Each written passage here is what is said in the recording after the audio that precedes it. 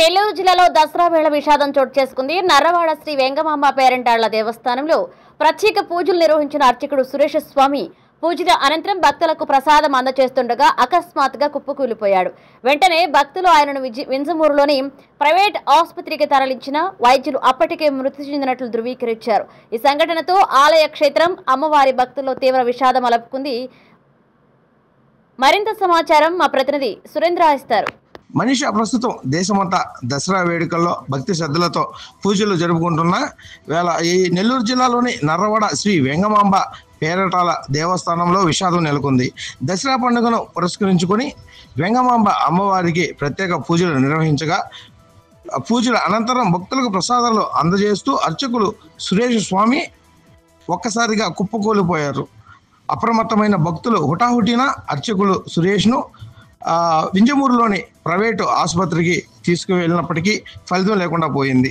సురేష్ స్వామిని పరిశీలించిన వైద్యులు అప్పటికే ఆయన మృతి చెందినట్లుగా వెల్లడించారు. దీంతో నర్రవాడ క్షేత్రంతో పాటు వెంగమాంబ అమ్మవారి భక్తులలో విషాద ఛాయలు అలుముకున్నాయి. శిరీష.